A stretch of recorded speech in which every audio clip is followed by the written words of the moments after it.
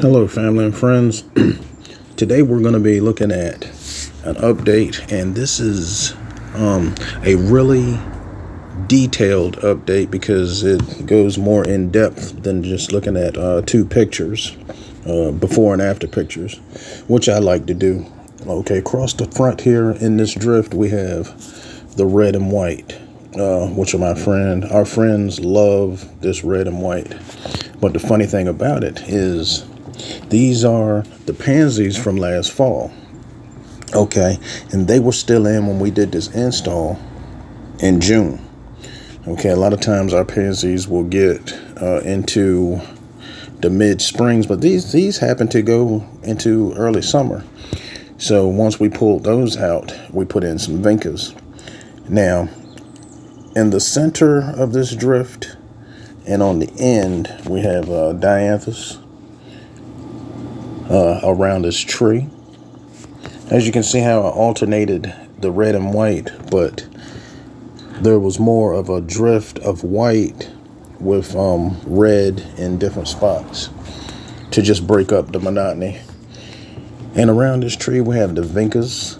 These vincas here have just a complete white petal, and there's another set of vincas in here. These geraniums are so red it makes the other red flowers look orange. The zonal geraniums require the same care, it's just variegated leaves. Pay really close attention to these flowers around the tree. See how they're small and spaced out? Watch how big they get in October today. Hello, family and friends. Today we're going to be looking at the impatiens, and what I have to say today about these is they're big and they're getting further into the fall than they usually do. Also, we have some geranium here that are drought tolerant and have large blooms. Look how large the blooms are with that deep red and the lush foliage.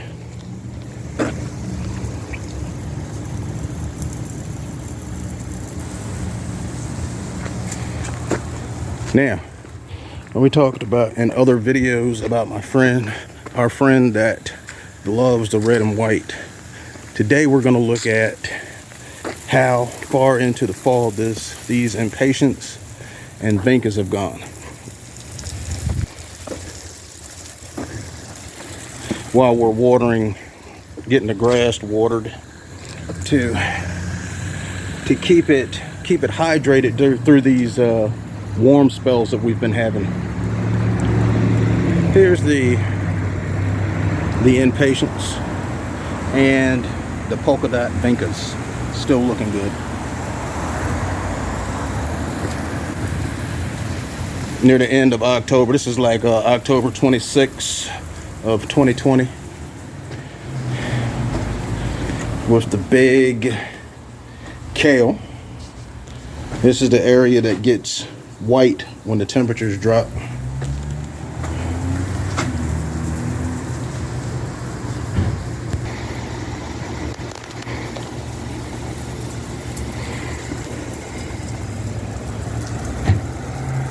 Okay, the two slim pots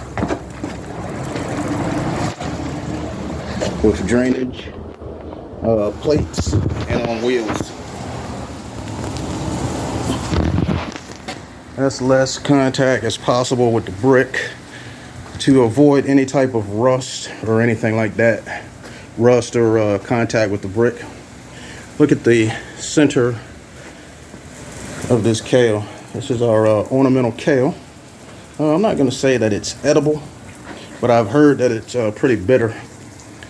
This small pot here has a lot of blooms on this white pansy, and we're going to be looking forward to seeing this one trail.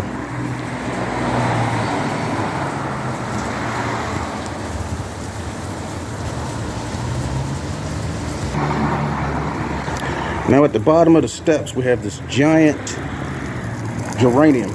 Look at that.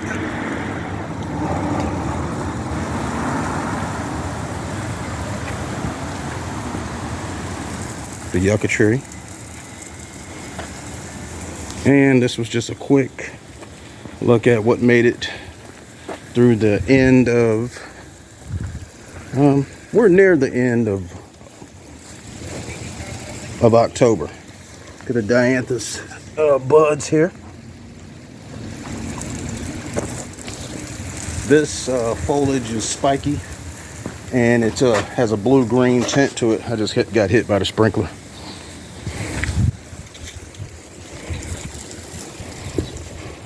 The impatiens here are up to about 3.5 to 4 feet tall.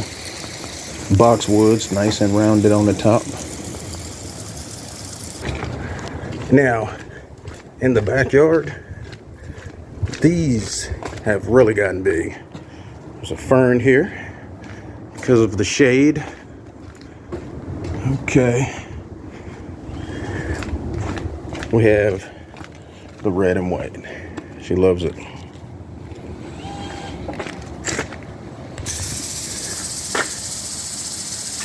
Now in this area, we just mulched and there were a few leaves out here. So we wet the soil down so that the seed wouldn't slide. Hopefully those will germinate before frost. Mulch is smoothed out and everything is getting watered. These impatiens do really well in part shade to shade. Part shade to shade, drainable soil, and medium watering. When planting them in beds, you can space them 10 to 12 inches apart, and at that 12 inches when they will start touching. These hostas will be getting cut back. We have 3 different types here with big variegation and small variegation. The impatiens really did good this year. I'm very happy.